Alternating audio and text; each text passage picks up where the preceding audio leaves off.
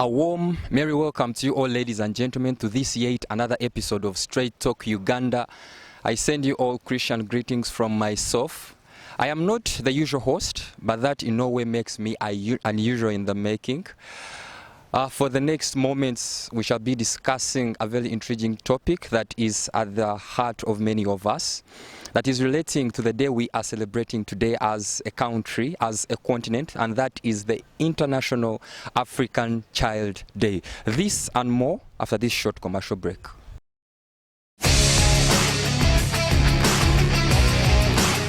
The International Day of the African Child was conceived in 1991 by the then Organization of African Unity and the now African Union.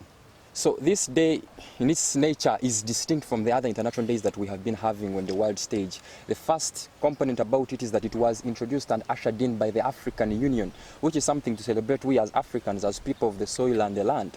So you see, the promulgation of this date was drawn from an allusion that took place in the apartheid South Africa in 1976, when a student uprising, which later on went on to be dubbed as the Soweto Uprising, caused a lot of ruckus and led to the death of hundreds of people and the injuring of thousands. This was this unprecedented manner and slaughter of powerless Africans at the hand of the racist regime in South Africa rose a lot of eyebrows around the world. And it was this that in 1991, several stakeholders came together to put a day specifically to celebrate the African child. So it's on a day like this on the world stage that different organizations and stakeholders in different settings come together to discuss and see a way in which the full rights and potential of the African child can be realized. So with me in studio today, I have one gentleman and two beautiful ladies in my midst, and we are going to be discussing pertinent matters concerning the African child. All these panelists with me today are all gathered together as one body in the Emma Dritchie Foundation. And without any much further ado, I will allow them introduce themselves, starting from my extreme far right. Yes, sir. Yeah, well, thank you so much. My name is Okello Emmanuel Dritchie. I do Bachelor of Arts with Education. I'm a student of Kyambogo University, second year, second semester. The founder, Emma Dritchie Foundations. I represent Faculty of Arts and Humanities in the 19th Guild House. I'm a Pan-Africanist, an Afro-optimist, and a social rights activist. Today we are here basically to celebrate and digest a lot of issues, majorly concerning the African child, as we celebrate this very special day. Thank you. Ooh, that is quite an elaborate introduction from an elaborate man. That is the founder and the CEO. So, the lady to my near right. Thank you so much. Kanyesige Beatrice is my name. I'm a year 2 student at Kyambogo University, doing bachelor's degree in arts with education. I'm a social activist. Thank you so much. Okay, the lady to my near left. Okay, a very good afternoon, everyone. I'm Atimango Desire Fiona, a student at Kyambogo University, doing social work and social administration, and as well I'm a human rights activist. I'm so very much obliged to be here today to talk about the African child, and I hope that throughout our meeting we get to share a lot. Thank you. Okay, that was it from the round of the introduction. I am seated in the presence of very special and important people with a servantship attitude altogether. So without any much further ado, I think I'll just get into the discussion. But for starters, I will introduce Mr. Emmanuel Okello to give us a little bit of brief about the body that unites all these panelists that we have here, and that is the Emma Dritchie Foundation. Mr. Emmanuel, you're in, please. Yeah, once again, thank you so much. As I earlier on told you, my name is Okello Emmanuel Dritchie, and I'm the founder of Emma Dritchie Foundations. Right before us here, we have members of the Emma Dritchie Foundations, and I would love to give you a brief background about the Emma Dritchie Foundation. Emma Dritchie Foundation is a community-based organization or project that was established in 2019, and it came to effect on the 10th January 2020. It is an organization that basically reaches out to the community to basically help very many children who are disgruntled, who are grieved, destituted, who are hopeless in one way or the other. We hope to give hope to the hopeless, and we hope to give future to the futureless. So as we are seated here, I would love to give you a brief background about the Emad Ritchie. Our vision basically is to be the flagship of excellence through servant leadership. We hope to reach out to the community without expecting any single coin, any single pay from anyone else, because most of us benefited from different kind of support, and that's why we are up here to also give out to the community so that we can realize the potential of African child in the long run. The next one is our mission. Our mission is basically to work with the needy and disadvantaged African child in a society to enhance capacity for development and self-actualization. We realize that most of our children in the African society have lost hope. They have lost self-actualization. But our main reason to reach out is to guide and show them the right path, to show them that there's still hope, even in the face of challenge. So we have a very few core values that we work upon as Emad Ritchie Foundation. The first one is Ubuntu. Ubuntu is a Bantu word, meaning basically humanity. That's one of the things we stand with. We are because he is. So that's one basic thing that we stand with. The next one is justice. We hope to see everyone in the community receiving the justice that we desire. The next one is charity. We reach out to the communities that could be lacking or could be having a given, could have been affected by a given atrocity, to basically give them hope, to serve them, or to give out the little we have so that they can also see the best. Then the next one is optimism. Through this, I think the next one is skills. We always reach out to the communities to enhance most of the followers and most of our children in the African society with the different skills so that they can live. If education fails, they can use these skills to basically help them out.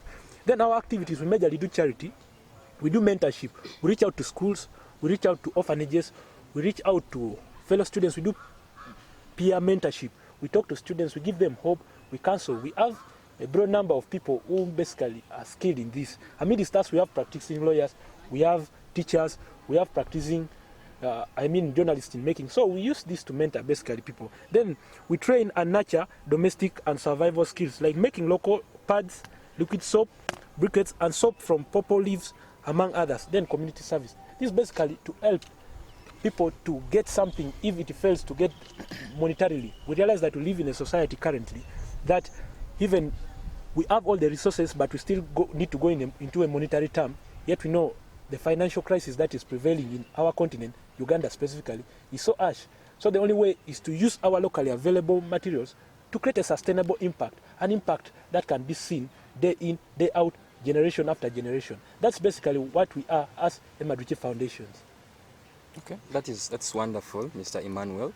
I think that goes on to, try to, well, you've actually gone on to mention some of the key points I wanted to ask you, and that was some of the activities which, among us, you've given us a little bit of a brief on some of the activities that you do as the Emad Ritchie Foundation. You know, it's on a day like this that we tend to come together to discuss some of these pertinent issues that are affecting us. I mean, we are students. You guys are students here at Kyambogo University, Yes. but you are from somewhere, you are attached to different communities. But in those communities, you have seen people perhaps who have not been privileged enough like you are to come to school, to come to university. So you have a voice, you have a platform.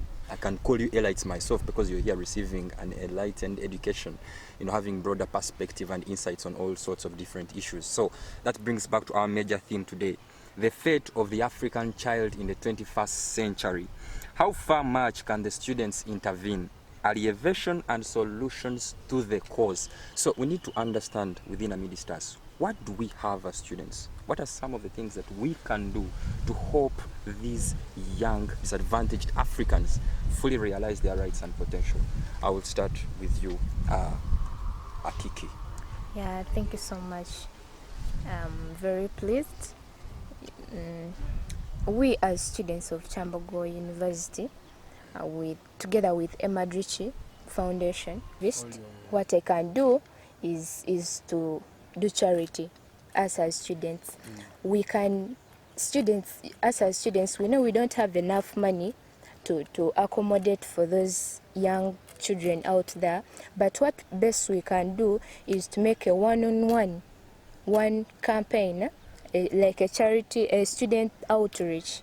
That's what we can do. Reaching out to people to give as much as they can? Yes, like child outreach. We can go to them, we ask them for some help, then we come and help our children. You know, that is something that is done in most universities.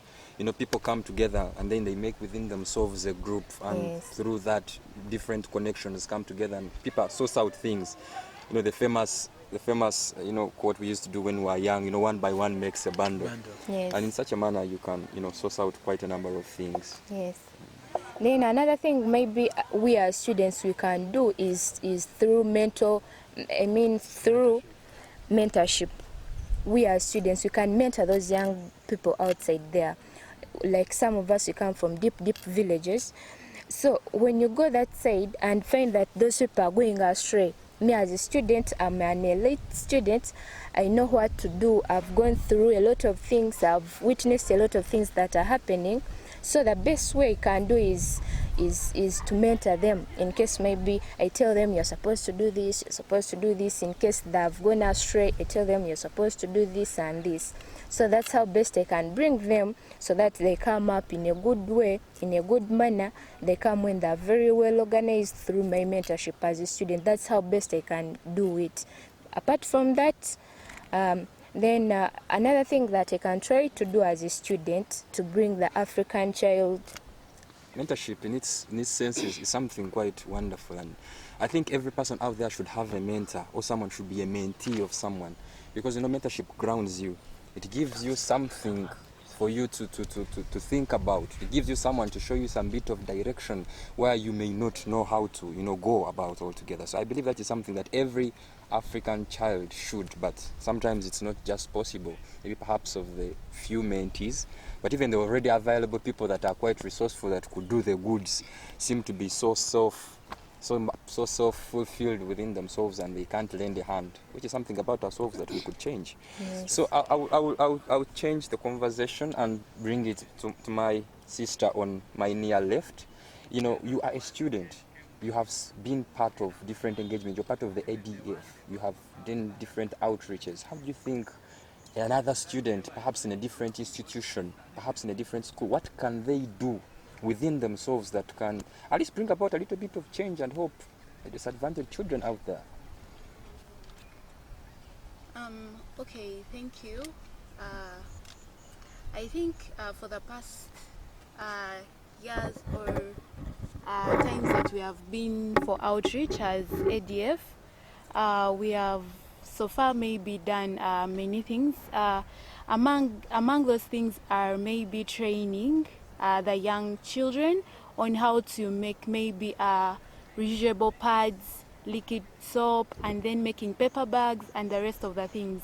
And I know that these African children really go through a lot, and they really need these skills to help them, because some of them are at school because they are still in primary and they are under UPE, and then they don't pay a lot of money. And then the other thing is there is so very much high risk that they might not even reach university level or even secondary level just because of money. So the skills that we usually impact on them will help them in life, and I think it's one of the things that will help them actually better their lives at the end. And another thing, what other people can as well do to help the African child come up or start living like others is empowerment. And I think this can be done through other organizations, like connecting, being together, and then getting people who mentor the children in the community, because there are some who are unaware of their rights. And then as a human rights activist, I know their rights. They are entitled to school, they are entitled to good health, and then like basic needs like water, food, house, and the rest. So I think empowerment is also one of the things that they can do in order to help them come up, and as well, I may say they should also mentor them. Yeah, thank you. This is quite wonderful introduction to all this discussion that we have here. I think I will move back to you, Okello. You are the proprietor, or should I say, You are the person who's like the CEO of the Ahmad Richie Foundation. You know, we have a little bit of a tricky situation on our hands here. Today we are students. Tomorrow, yes, we may still be students, but we may be attached to a different body and not necessarily the university. So what happens, you know, when it comes to reaching out there to the disadvantaged? We almost look at non-government organizations. We're looking at different actors and players trying to source funds from outside. What can we do within ourselves, even after here? What can we do? We're in the employment sector. Can't we do something? Can't we create a number of safe houses? What can we do to help alleviate some of this situation? Yeah, well, thanks once again. You've talked about us trying to lobby from outside. Oh, what can we do best to see that we come up and resource enough for the African child without even getting support from outside? I personally have a saying that we have nothing, but we give something. This EDF or Ahmad Richie Foundation that I started, I never had a single coin. I solicited funds out of my pocket money in high school to give back to the community outside. What I basically aim at is creating a sustainable impact. Sustainability comes with the skills. We don't just all the time give soap, books. These are things that are just artificial and they'll get done. But we speak to a child, speak to their mind so that we change the mindset in them. We give them hope. That's an everlasting resource we are giving to them. They can't change anytime. We go out, teach them skills.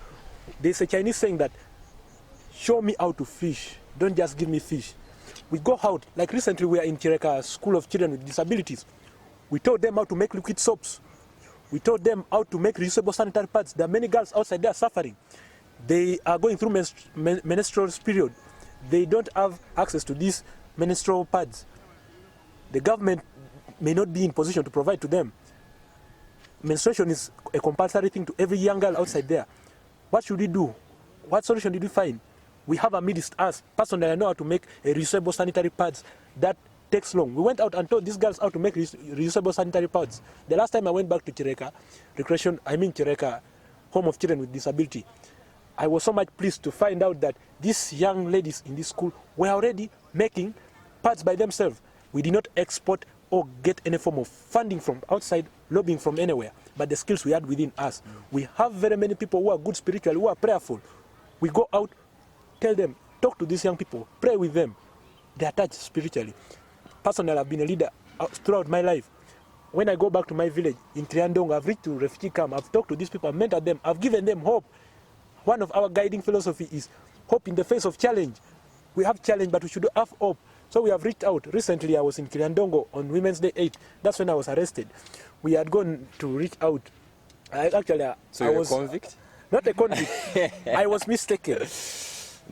I'd gone out I went to Panyadoli SS. I was basically going to talk to the young ladies outside there. I'm not a lady, but I felt it's important for me to go and speak to ladies in the 21st century. These are people who are so much prone to different threats in the society. But as a Pan-Africanist, an Afro-optimist, not a feminist, but just a neutral man who seeks to see every African child prosper, flourish in every way or the other, not suffering like in the pre-colonial times or in the colonial times. I had to move out to go and check. Though I was arrested, but it still speaks something that even when I'm within myself, we may not need to get support from outside. I have a very beautiful team out here. We always move with them and they give beautiful ideas. These are people who push. And we don't only seek to political leadership, we seek to servant leadership. That's how we are sourcing out everything for ourselves. We solicit within ourselves, basically. Thank you very much, Mr. Kelly. You talked of something which is, you know, the Koreans have, the North Koreans in particular, of course, the most, sacred country out there in the whole world. They have a little bit of a saying within themselves. It's the concept called juche, self-reliance. I'm not saying that we shouldn't interact with our people, but in case you want to do something, at least you start from within your own self. And that is something that you have quite elaborately, put together. But one thing that maybe perhaps we can potentially see amongst the youth of today is that these are young people, perhaps who are looking a way to make ends meet. These are people who are trying to create a sense of living for themselves. And most of these activities, once they come, most of the first specific question they ask themselves is, if I'm going to translate it, but let me put it in Luganda because it sounds more better. What can I get out of it? So it's them to get something out first, and then they can let the community second hand. So how do we change that mindset amongst the youth? Changing the mindset.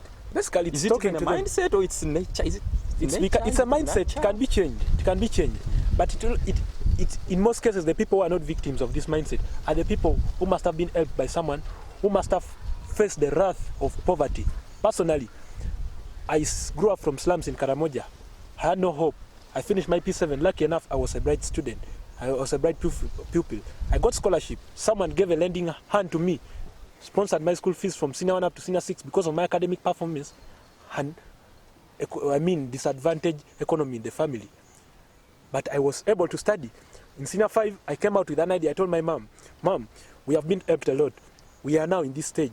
And I think even though MasterCard Foundation does not continue with the sponsoring us, I think we have learned something. Fazol, the founder of BRAC, must have learned something, must have impacted something in us that it's important to give out. If someone had not given me, I wouldn't be in this level. So I thought that even the little I have can change the life. So that mindset that, what will I get from? It's nothing.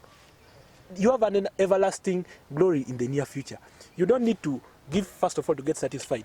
Me, I pride in giving. I feel so much good when I give out. I know I may have nothing, but the little I have can cause an impact. I don't need millions. I don't need 500,000, but I just need a penny to change life. Just a life. It doesn't matter how many people you change. And that mindset can be changed. How? Us reaching out to people. Talk. I have very many people. Most of these people could be they never embraced the idea. Maybe someone never talked to them. But the first time when I came out and I told them I have a project I've been running since 2019 and it does this, does that, they change the mindset. And that's already, I'm showing you that people can have this mindset change. These people started following. When we move out, they even know they are giving out and they expect nothing in return.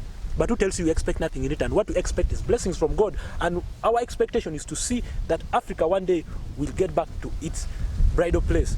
And that's a better place that everyone seeks to see an African child attain everything that they're entitled to. So that's what we expect back in return. But we don't expect anything solid as per now. All we hope is to see the near future brighter. We may not be there by that time. It could be 100 of years from now. It's a long-term target. But we believe that through one person that we have spoken, and I've told you it must be a sustainable one. Sustainability, it means from one generation to another. We shall speak to the young generation. That's why we are dealing with them, because they are the suckers that will grow into the banana. Chinua Achebe clearly in his book entitled Things Fall Apart, in some page there says, where are the young suckers that will grow when the old banana dies? What did he literally mean? The leaders we have currently won't be there forever. But what about the young ones who are going to come? How are you grooming them up? These are the leaders of tomorrow. That's why we are basically dealing with the African child, though they look to be destituted, but we are so much hopeful. Today I'm up here. I don't have much, but I think I'm doing a bit well. And I'm so much hopeful. I may not be assuring that I have everything, but I'm getting somewhere because of someone who has supported me. And the little I have will still reach out. The mindset can be changed in others. That's what I must tell you. If these people have accepted to move with me, meaning they change the mindset, some of them could have had that or not, but the mindset can be changed. Every young youth outside there can have that mindset that we should not expect everything in return. Okay, you make quite brilliant points, Mr. Okello. I think the Bible clearly puts it very clear that it is more blessed to give than to receive. So it's always something that is quite biblical and scripture in nature. So let us have a little water break, and when we do return, we shall look at one more critical issue in today's topic and theme, alleviating the cause of the African child.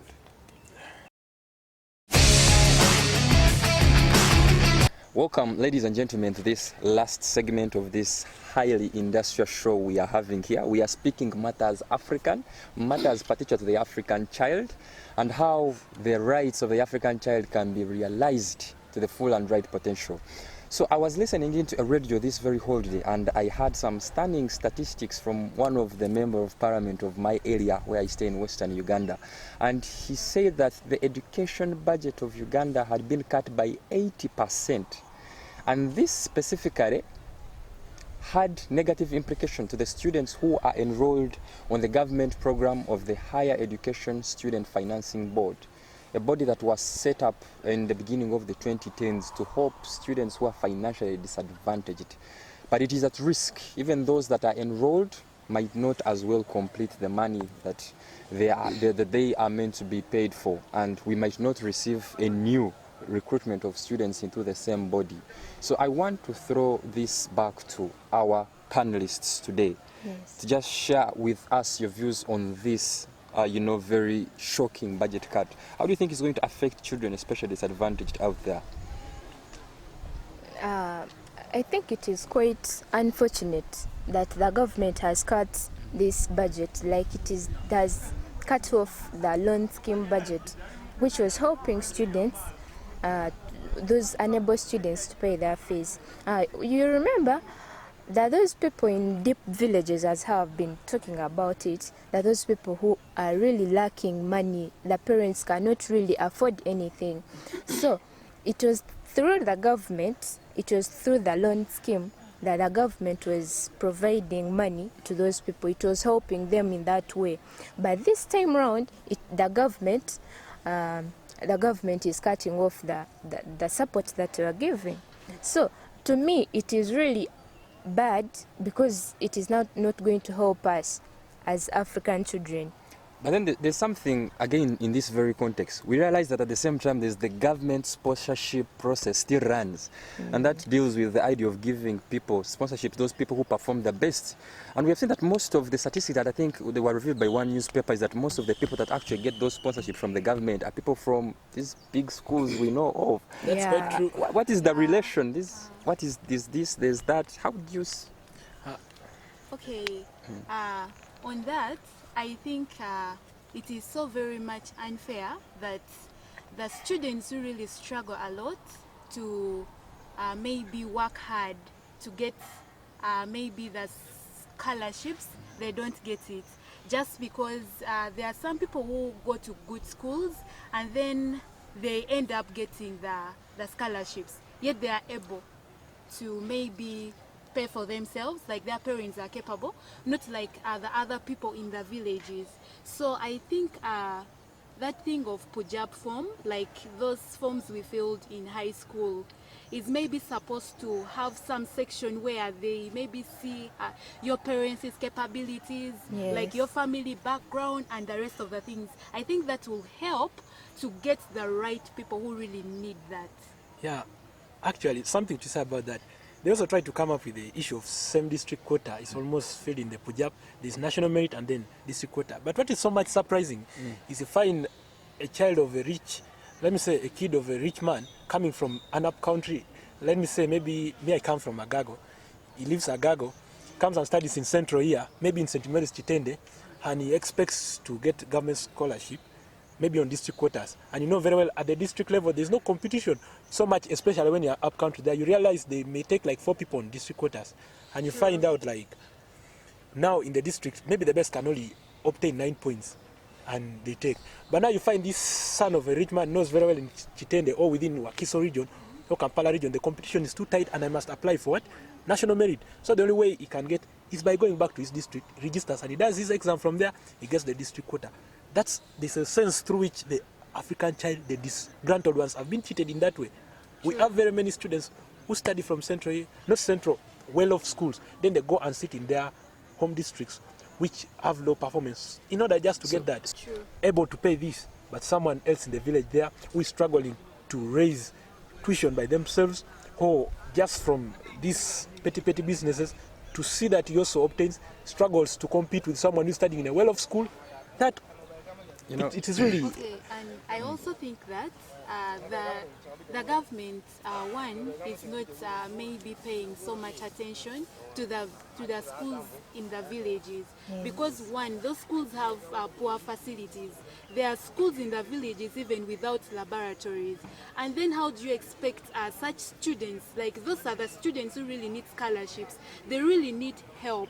And then you see in their schools they really do not have anything in the laboratory. And we are very much aware that we are all, okay, in all level we are all entitled to do science subjects. And then there are students who do UNE papers without attaching any apparatus. And that really limits us. Like the government, we can't reach that limit set by the government. And then also leave alone the district quota. The district quota that they offer to the people in the villages, they give actually to few people. Like in a district, they can give to 5. And yet we have very many people who sit papers. Like it can be like thousands in a year. So I think that is really so very much unfair, and it's really affecting the African children, because now that they have cut off the loan scheme, some children will never. And what's quite funny is that most of the African children, actually, let me say the disgruntled ones, had much hope in the loan scheme. Yeah, Now it has true. been cut off and they see nowhere else. I think the enrollment of students from disgruntled families in the next coming academic year could be August, like for Chambogo, will be quite low, and we shall be, I see the government trying to cry that we are fighting illiteracy, but instead they are trying to promote it in one way or the other. The government should source out a given measure to see that this works out. That is quite unfortunate, and from the discussion we have had, it is a stark contrast of what perhaps is the initial, their initial far most ambition, which is try to alleviate illiteracy. Yet at the same time, through the systems and the policies, they seem to be creating that state of illiteracy. Yes. So I'm going to just have one more submission from Kiki right here. If you are to meet perhaps the policymakers of the country, because the things that we do at a personal level, at a student level within the country, they are suggestible or they are informed by the policy of the country. If you are to meet the policymakers at this stage, what would be your honest advice to them, especially when it comes to these matters of government sponsorship vis-a-vis the Higher Education Student Financing Board, the loan scheme? Yeah, me personally, if I'm to meet those people, what I can tell them is, the advice I can basically give them is to look into those people deep in the villages. They shouldn't, if that make guidelines that if you're to get a scholarship or if you're to get a loan, that those specific people they should look at. Those people, I know that those people who are very bad love, like they cannot help themselves. So to me, the best thing I can tell those people, the best advice I can give them is to look into those people first, to put them first, the needy first, so that they can get help first, and we increase our literacy rates in yes. Uganda. Exactly. Wow. Well, it has been quite a wonderful discussion, a really fruitful deliberation. We have quite a number of important points that have been raised. This is the 16th of June. It is the International Day of the African Child. And we have been discussing matters affecting us as people in Africa who are living in the land. So it is through discussions like this that we get to perhaps reach a certain consensus amongst ourselves onto what is wrong, what is right, what must be done, what must be readjusted, what must be realigned, in order to create a safe space for the African child to grow, flourish, and realize their far most potential. I have been your host, and I take this opportunity to introduce myself. Like I hadn't introduced myself, guys. So my name is... A stranger. I am not a stranger, like I said. I am not your usual host, but that doesn't make me unusual. I am Dismas Nwaine, a student of Uganda Christian University, pursuing a Bachelor's of Arts in Journalism, Media and Communication, and the Deputy Minister for Information and Public Affairs in the 25th Guild Government, and I've been honored. So I will take just one last submission from Mr. Okello to just close up this discussion in an Afro-optimist. Yes, Mr. Okello, CEO. Thank you so much once again. Yeah, Okello Emmanuel Drichi is my name. I'm so much glad for everyone who turned up. I would love to wish everyone a happy International Day for the African Child, a day that reminds us right from the 1976 Soweto uprising that gave a leave after the killings that took place there, where we lost close to 176 members. That effective the 21st century, we would love to see that an African child who flourishes and has gotten hope. We hope to see that every youth, every other leader, or every other stakeholder who must have heard to us takes up the role, mantle, to see that we transform our society. We are the changes that our society seeks to have. And therefore, today, as we sit here as Emma Drichi Foundation, we are not here to boast. We are not here to tell our story to be admired, but we are here to share a memory, and we are here to give hope to all that have faced a lot. And therefore, I would love to say, Emma Drichi Foundation, Africa, not of a lesser gold. It has been Straight Talk Uganda. Like I said, I am not your usual host, but that doesn't make me unusual. Catch you next time.